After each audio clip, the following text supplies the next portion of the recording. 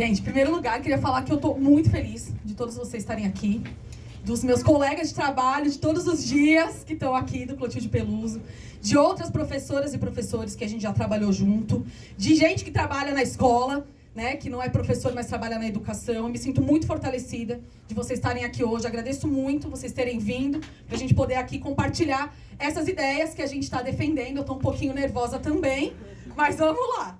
Gente, é o seguinte, o Pablito já colocou uma série de questões, né, sobre mais ou menos como a gente pensa aí em relação às eleições, né, em relação também às tarefas que estão colocadas. Então eu queria, em primeiro lugar, dizer que eu me sinto muito orgulhosa de ser professora e de ter, junto comigo, uma categoria que tem lutado pra caramba em todos os últimos anos. Eu não estou falando somente de São Paulo. Pra gente pegar só esse ano, 2022, teve greve de mais de 100 dias dos professores no Piauí.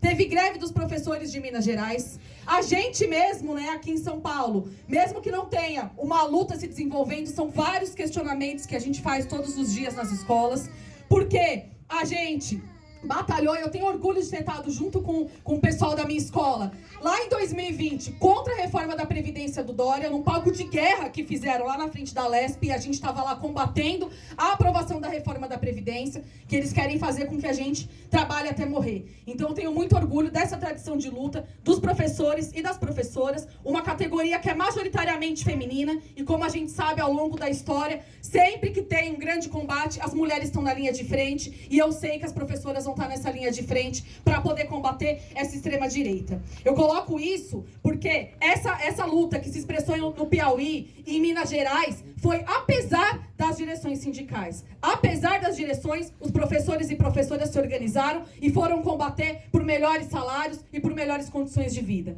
Eu falo isso, gente, porque muitas vezes a gente não acredita naquilo que é o mais potente, que é a força da classe trabalhadora. E eu acho que essa força, ela é muito importante para a gente poder ver no hoje, mas também historicamente. Eu acho que é importante isso que o Pablito falou, porque ao a gente não ver a nossa força, a gente começa a ver força em lugares que não são a nossa fortaleza. E aí a gente tem que prestar atenção. O Pablito falou bastante aí, né, de algumas coisas da Fiesp, então eu queria só lembrar algumas outras questões. Eu acho que só quem é muito novo aqui não lembra que a Fiesp colocou aquele pato amarelo lá na Paulista em 2016 e ficou servindo filé mignon e champanhe para um setor da burguesia brasileira que queria o golpe de tudo quanto é jeito. Vocês lembram, né, gente, disso? Foi bem forte, não dá para esquecer. A Fiesp cumpriu esse papel. A Fiesp, que hoje fala que está contra o Bolsonaro, um ex-presidente, que inclusive recentemente, né, na época do golpe, falava o seguinte: não, gente, tem que modernizar a situação aí. O trabalhador tem que comer com uma mão e trabalhar com a outra. Essa é a Fiesp, é a mesma, tá, gente? Não mudou. É a mesma Fiesp que não somente apoiou a ditadura, gente, mas teve gente que é membro da Fiesp, milionário e tudo mais, que trouxe para o Brasil práticas de torturas como eletrochoque, tá, gente? A Fiesp promoveu isso, tá? E hoje falam para nós, o que a gente tem que confiar? A gente tem que confiar na Carta em Defesa dos Direitos Democráticos, que, como bem o Pablito falou, estabelece uma série de coisas, mas estabelece, por exemplo, que as mulheres negras ganhem 60% a menos que os homens brancos no nosso país.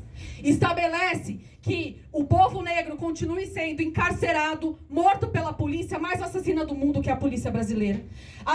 O Estado Democrático de Direito, que tanto eles defendem, é o Estado que permitiu a Sari Corte Real, responsável pela morte do menino Miguel. Acho que vocês lembram, durante a pandemia, que caiu lá do 9º andar, em Recife, permite que ela esteja solta. Essa é a democracia que eles estão defendendo. É a democracia que permite que até hoje não tenha uma resposta sobre quem matou a Marielle Franco e por que isso aconteceu. Então é por isso que a gente se insubordina contra esse Estado de Direito que eles falam que eles estão defendendo. Tá? É uma democracia que serve para explorar a nossa classe o máximo possível. Então estou colocando isso porque essa... Vou pegar minha cola aqui, tá, gente? Porque essa é a Fiesp. Então, para a gente pegar historicamente, eles fizeram aí essa carta, falando assim, é a carta que tem a ver com uma carta que foi escrita em 77. Acho que todo mundo escutou isso. É a Carta de 77. Então, vamos à tal Carta de 77 para a gente ver. É importante porque eles dizem o seguinte para nós. A Carta de 77, que foi escrita, inclusive, quem impulsionou essa carta foi um tal de Goffredo, que ele era integralista, Para quem não sabe, integralista é o fascismo brasileiro, tá, gente? Ele era um integralista, ele era parte do governo da ditadura e tudo mais, e ele impulsionou essa carta porque a ditadura também tinha suas crises, tá? Não era tudo de vento em popa. E agora eles falam o seguinte, que a semente do fim da ditadura foi plantada pela Carta de 77. Eu acho interessante pensar isso, porque tinha uma baita mobilização operária e estudantil no nosso país acontecendo durante a ditadura. Então, para falar qual é a semente do final da ditadura, a sementinha, foi lá em 1968, tá? Com greves massivas em Minas Gerais, em Contagem, com greves massivas em Osasco, aqui em São Paulo. Vocês terem noção, gente, em 68, no meio da ditadura, teve um ato de 1º de maio em São Paulo com mais de 20 mil pessoas. E sabe qual era o cartaz que eles levavam à faixa, os trabalhadores paulistas? Era, Minas Gerais é o exemplo. Olha que forte isso, gente. Essa é a nossa fortaleza. Eles levavam isso em meio à ditadura. E no mesmo ano de 68, aconteceu no Rio de Janeiro a morte do Edson Luiz, um baita levante estudantil. Aconteceu a repressão ao encontro da UNE, porque os estudantes também estavam mobilizados. Depois a ditadura veio com uma baita repressão, para poder calar a boca de todo mundo. Só que eles não conseguiram, porque parecia que a galera estava calada. Mas sabe o que eles estavam fazendo dentro das fábricas? Organizando comissão clandestina de trabalhadores, discutindo, conspirando contra o Estado. E em 1978, a nossa região aqui do ABC mostrou um grande exemplo para o nosso país, com greves operárias massivas, inclusive greves que atuavam, como o Pablito falou, contra a política do próprio Lula, que falava assim, não, comissão de fábrica não tem que fazer. Sabe por que não? Porque a comissão de fábrica dava o poder na mão dos trabalhadores de poderem decidir o que tinha que ser feito, qual era a luta que tinha que ser encaminhada e transformar as lutas econômicas por salário em lutas políticas contra a ditadura. E foi isso que derrubou a ditadura, tá, gente? Não foi a Carta de 77 do integralista chamado Goffredo, foi a força da classe trabalhadora.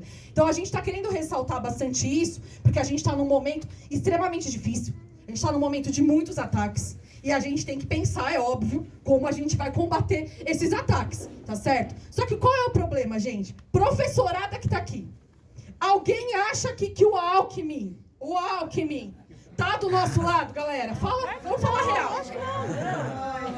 Gente, nós já fomos em várias mobilizações e tomamos tiro de bala de borracha, gás de pimenta, que quem tava fazendo era o senhor Alckmin.